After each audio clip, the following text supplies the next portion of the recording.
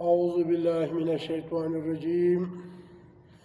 بسم الله الرحمن الرحيم. يا أيها الذين آمنوا ادخلوا في السلم كافة ولا تتبعوا خطوات الشيطان إنه لكم عدو مبين. زما ورونو نن پر دې بیان درته کوم چې هر مسلمان ته دا پکار دي چې د الله کتاب فخفلو غوږو، فخفلو سترګو، فخپل عقل، فخپل زبان، فخپل زړه کې ځای ورکړي، باید دا واوري او عمل وکړي. نن سبا موږ ځان ته مسلمانان وایو، لور ورکوو، پښتنه او نه ځینې کوو، زوی ته کوزده کوو، آل نه ځین کوو. خو بس دا مې اورېدلي دي د پښتنو څخه چې لور چې ده یا د نیستۍ ده یا د بدۍ ده. دا نکاح په اسلام کې جایز کېږي نه چې د لورې سه پښتنه نه یې کړې، د زوی سه پښتنه نه یې کړې چې دا فلاني سړي ته دې ورکوم، یا سپین ږیری دي یا تور ږیری دي یا کونډ دي یا د بنې والا دي. دا واجب دي پر هر مسلمان باندې باید پوښتنه وکړي. دویم دا دی چې کله هلک یا نجلۍ پیغله شوله، هلک لره احتلام ورغی او نجلۍ لره حیض ورغی، به دغه وخت د ده د واده دی. په پاکستان کې، په افغانستان کې دا د ملایانو فتواوې دي چې د 9 کالو نجلۍ سره هم واده جایز دی، بلکې الله قرآن کې وایي چې دغه او زنان نستۍ کیتیانې دي. نو میوه هغه وخت سړی خوري چې هغه میوه پخه سي. که چیرې میوه پخه سي تېراش کوي نه، هغه اخر کې خرابېږي. الله قرآن کې دا ښځه ستۍ جامه ده. جامه دا مقصد دی چې پکشني نجلۍ سره ستا عزت خوندي کېږي نه، بلکې په غټې پیغلې او زنانې سره ستا عزت محفوظه کېږي. دا ستا جامه ده. دا 2 کالو نجلۍ د 9 کالو چې بالغه سوي نه وي، د دې سره امبستري کول، کوروالی کول آرام دی. خبره دا درته کوم چې الله قرآن کې وایي دا زنان هستي د زړه آرام دی. آرام پکشني نجلۍ کې او راځي نه. شرط دا دی چې دا کیتۍ ده، دا جامه ده ستا، پرده په خوندي سي. پکشني نجلۍ سره د انسان د مسلمان پرده خوندي کېږي نه.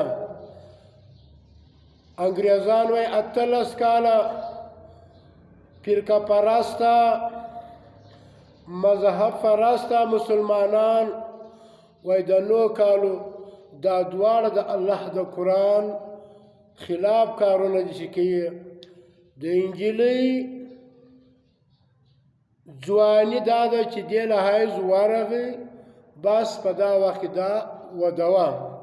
حیوانان دي، پشي ته وګوره، سپي ته وګوره، و میږي ته وګوره، و غوا ته وګوره، د هر یو خپل خپل بلوغ راځي. چې کله دا بالغ شول نو هغه بیا خلک دا غوا ده او غویې ته ونیسه، دا میږه ده او منده ته ونیسه. نو د هر شي دغه رقم د انسانانو دپاره شرط حیض دی. د زنانې د هلک چې دی هغه چې احتلام ورغی، د ده تر اندامې خاص مني راووتل، بس دی ځوان دی. په دې کې شرط نه او نه کاله دی، نه 10 کاله دی، نه 14 کاله دی. شرط چې دی د نجلۍ حیض دی، د هلک احتلام دی. که څوک خاص کار یو ملام دا نه کوي. اوس فضل الرحمن صاحب دی، حمدالله صاحب یا حافظ حمدالله وایي زه د 14 کالو نجلۍ سره واده کول. آیا ته خپله لور د 55 کالو ته ورکوې؟ زه په چیلنج سره وام چې دا ملایان چې دي دا مالویان دي، خواهش فرسته دي، دا د خلکو عزتونه ماخي، د شپې نکاح هم جایز بولي. یو سړی معاینه یې لکي دی ورته وایي دا او بل ته په ورکه په نکاح باندې چې علاله ورسره وکړي شپه تېره کړي برته یې لګ. دا اسلام نه دی، بړوګي ده. رب موږ ته په قرآن کې د طلاق، د نکاح، د لور د ورکولو د دې ټول بیان الله قرآن کې بیان کړی دی. خبره دا کوم، مختصره کوم، زیاتوم یې نه. د هغه نجلۍ نکاح نه کېږي چې د هغه پلار بغیر د پوښتنې ورکوي. د هغه هلک نکاح نه کېږي چې بغیر غوا اخلي په خپله ګوري، باغ اخلي، مینه اخلي په خپل. دغه نجلۍ چې کوم هلک کوي باید چې په یو وار باندې هغه هلک وګوري، هلک نجلۍ وګوري. دا د ابدن ابدن شی دی. ستا کور په آبادیږم، ستا کور په نیکه زنانو سره د جنت باغچام ګرځي، په دا زنانو سره ستا کور د جهنم عذاب هم جوړېدلی شي. باید چې موږ ته یې خوندي لوڼې ورکوو، د دوی په خوښي ورکو. دا پیغور نه دی چې ستا خور هغه هلک وګوري، هلک ستا خور وګوري. پیغور دا دی چې ته واده دی، ستا معاینه بدلې وایي ادم خانه چرسي کټ مې وباسه دالان ته ما ته خوب نه.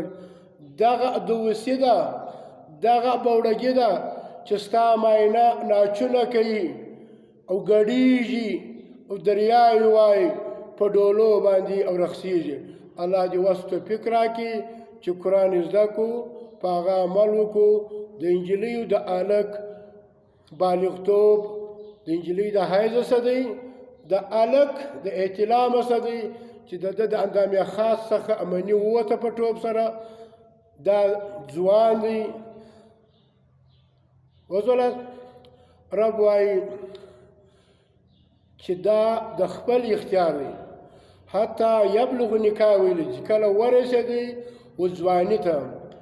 نو الله دې وس توفیق راکړي چې موږ د الله په قرآن عمل وکړو او بل ته بیان کړو. آخر دعوانا